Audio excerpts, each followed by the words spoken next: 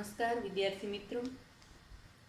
आज इकाई 4 स्वाध्याय आपको लिखना है। कैसे लिखना है समझते हैं। सबसे पहले तो पहला प्रश्न है, अंदाज अपना अपना कथनी और करनी में अंतर विषय पर अपने विचार लिखिए। आपने इकाई 4 में कथनी और करनी क्या है, उसमें अंतर होता है तो क्या होता है, अंतर होना चाहिए या नहीं होना चाहिए, आदि सब कुछ हमने समझा है।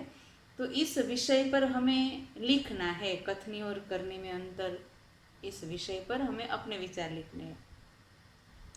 अब करना क्या है, तो प्रश्न 1 आपको अपने आप लिखना है। पर कैसे लिखोगे, तो पहले प्रश्न 2 लिखना है। 2 में क्या लिखना है, तो कथनी और करनी में अंतर विषय पर अपने दोस्त ने जो विचार लिखे हैं उनको पढ़िए। तो कथनी और करनी में अंतर में आपके दोस्त ने क्या लिखा है, तो इस समय तो आप लोग विद्यालय नहीं आ रहे हो, तो इसका उत्तर मैंने लिख दिया है। तो आपको क्या करना है, पहले प्रश्न 2 का उत्तर मैंने जो लिखा है उसको आपको पढ़ना है। मैं इसकी फोटो भेज रही हूँ आपको। इस प्रश्न का उत्तर पढ़ना है, फिर इसके आधार पर प्रश्न 1 का उत्तर आप अपने आप लिखोगे। ठीक है, आप लिख सकोगे। तो 1 का उत्तर आप अपने आप लिखना, फिर 2 का उत्तर मैंने लिख कर भेजा है, उसमें से देख कर लिख लेना। 2 प्रश्न पूरे हो गए। अब प्रश्न 3, करके दिखाओ, सूचना पूरी लिखनी है। कोष्टक में दिए गए शब्दों को उचित क्रम में रखकर वाक्य लिखिए।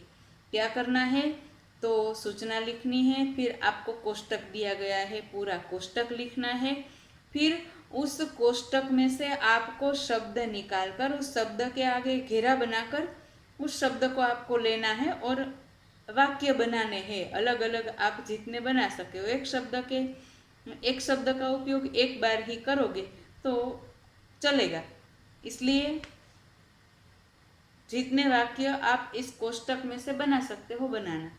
ठीक है, बराबर ध्यान में रहा। स्वाध्याय प्रश्न 1, इसका उत्तर आपको अपने आप लिखना है। प्रश्न 2, इसका उत्तर आपको मैंने लिख कर दिया है, उसमें से देख कर लिखना है। प्रश्न 3, आपको कोष्टक बनाना है, कोष्टक में सभी शब्द को लिखना है और उसी कोष्टक में से शब्द निकाल के, यानी कि उसी कोष्टक में से शब्द लेकर आपको अपने आप वाक्य बनाने हैं।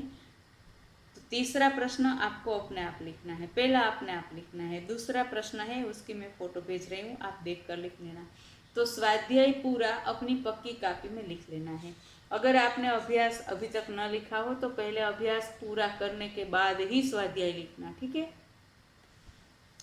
अब व्याकरण, तो व्याकरण का प्रश्न है, मैं आपको इसकी फोटो भेज रही हूँ। व्याकरण भी आप उसमें से देखकर लिख लेना। ठीक है, बराबर से ध्यान में रहे। आपको क्या करना है, स्वाध्याय और व्याकरण, इसकी फोटो भेज रही हूँ, PDF भेज रही हूँ, उसमें से देखकर आपको अपनी पक्की कॉपी में लिखना है।